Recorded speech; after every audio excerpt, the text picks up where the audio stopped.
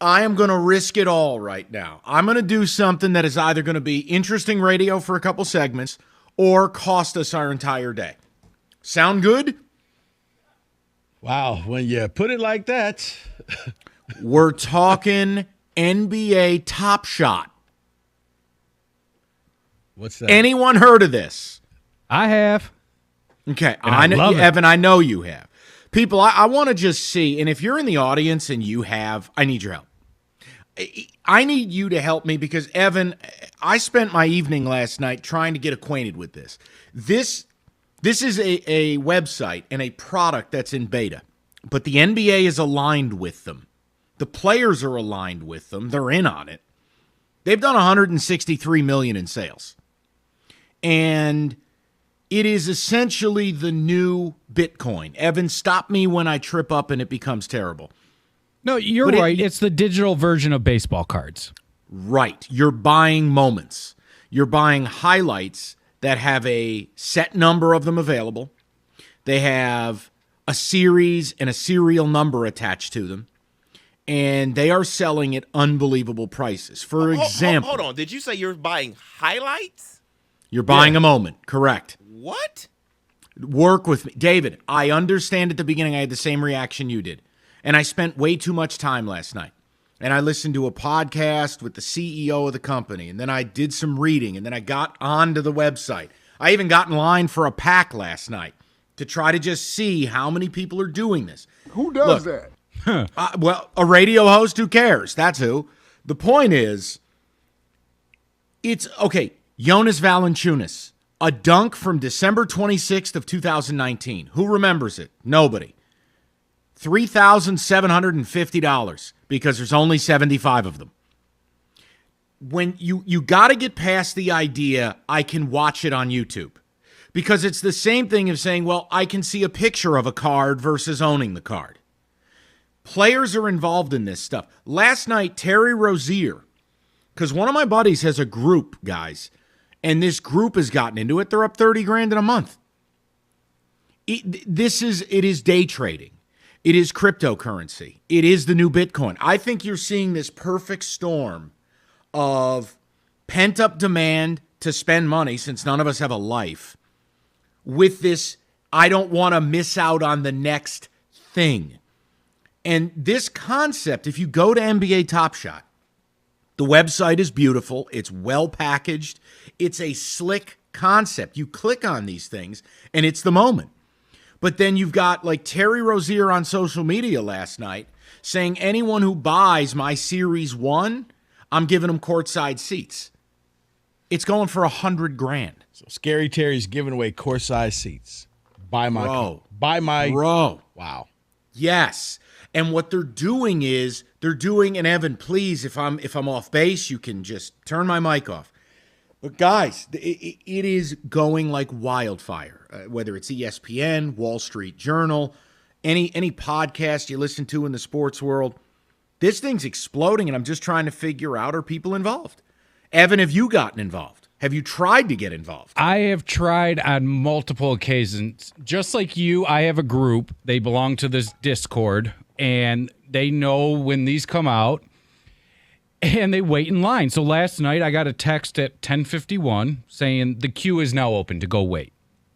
So literally, like Mike said, I equate it to buying lottery tickets, right? You don't know what you're going to get, but for spending $9 on these packs, some go for $14.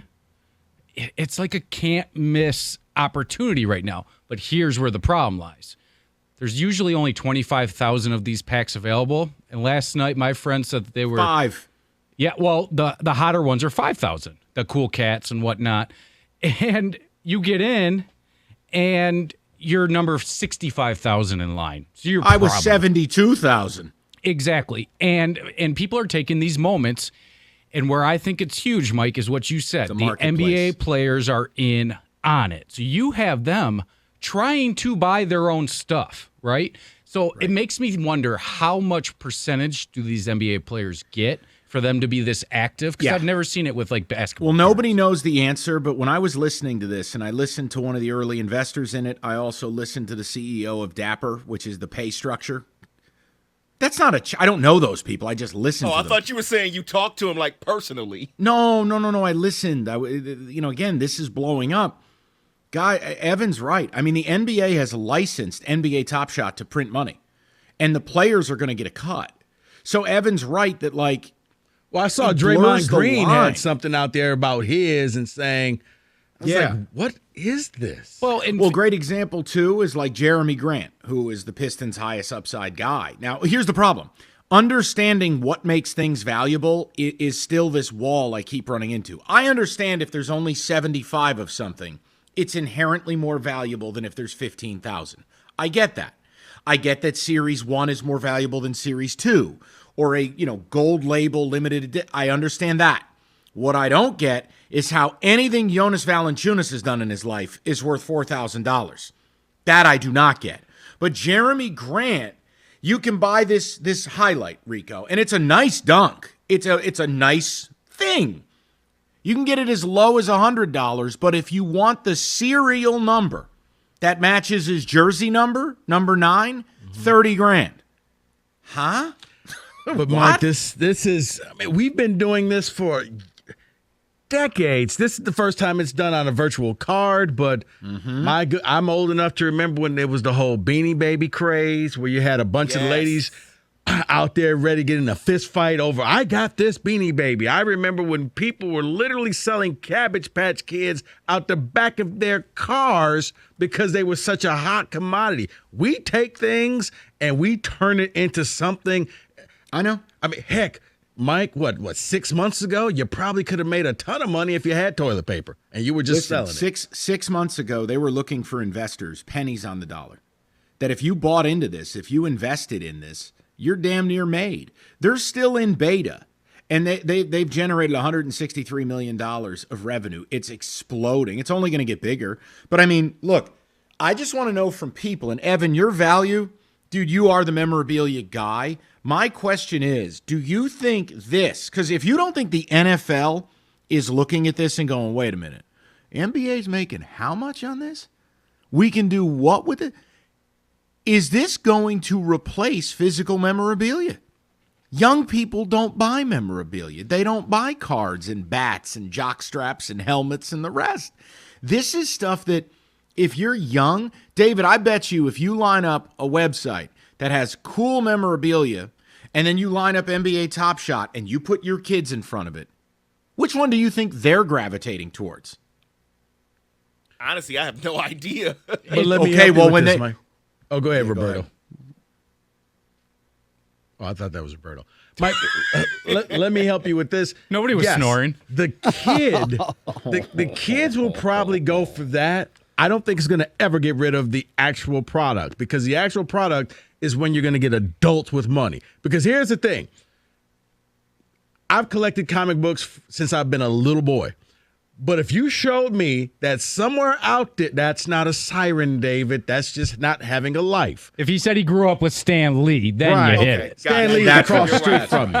But if all of a sudden I had I the had opportunity, dinner with Dr. Octopus. I put the original red on Spider-Man. right? But if you told me I had an opportunity to get Action Comic #1, Right. I'm getting that thing. Now, there's been a ton of comics that have come out since, but it's something about having one of the original things. So I think that the sports card business will still be around. This phase, I don't know how long it'll last, but to say, oh, my goodness, I still have a Jordan rookie card from Fleers is still going to mean a lot more because you could take that, you could frame it, you could do whatever you want. You could put that in your man cave, in the living room, and talk about that's the very first Jordan rookie card. I think it has staying power 100%. And what I mean by staying power, it's going to be around. Now, is a LeBron James moment going to sell for $200K a year from now? That I don't know. It's always irritated me. Right. Because I think the market will get saturated. I can buy a pair of game-used shoes that Michael Jordan wore. And when you put Michael Jordan with anything, it's his shoe, right? And that's always going to be a tenth of what his rookie card sells for. Yeah. And it's always going to blow my mind that you can have a piece that he wore during a game on his feet, but yet I'm paying for a piece of cardboard. Well, yeah, and But case it's in the point. future. I mean, my buddy's group like one of the hotter things out there. They bought a Kendrick Nunn. Kendrick Nunn is a nobody. They bought a Kendrick Nunn highlight for $2,000. And it's worth Because they now? think it's going to. I have no idea. I mean, he said he was buying it last night. I go, huh? How is that worth more than like Donatas Sabonis, who's an all-star? Because you have to create a demand for it. That's all this is. You create the demand, and the price is whatever you can make people believe that it's worth. Right. Sure. And Well, Mike, if you'd like a Spencer Dinwiddie jump shot and it's legendary and it's Series 1, $17,000. well, you did your Spencer research. Dinwiddie's dead. What is the how much is Top Shots making on you if you were to sell? Like StockX, it's like 10% that you're giving them. They're charging commissions on that. I mean, look, here's the thing, Evan. If the players are bought into it and the league's bought into it. That's all you need. That's all you really need. The question becomes, is the marketplace there once you begin adding content to the mix? Like, they're talking about adding retro moments. Like, I can buy, Bob Pettit getting up off the bench in black and white, and it's a 1-of-1. Is that going to flood the market? What happens when they license Michael Jordan and the Jordan stuff hits? You're probably going to kill the value of a lot of things. I don't have those answers.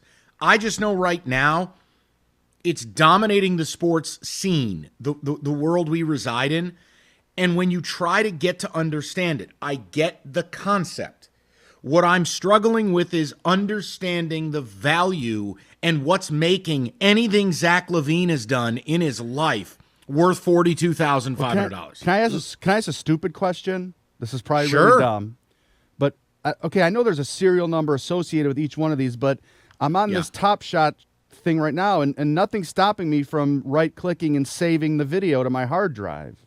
I mean, what? But you don't. But see, here's the thing, Roberto. It's like saying I have a picture of a Honus Wagner card versus I own the card. Right. No, Roberto, let me help you out. It's like saying you have somebody dubbing over an album or actually having the actual album. I have the album art. Roberto, Now I got you're some speaking bootlegs my in the car Right, if you want them. you have Kiss's first That's right. album. But on a copy. Right, or you got I a own copy. Lenny Kravitz's pants. So, I own yes. David Price's pants. That's a true story.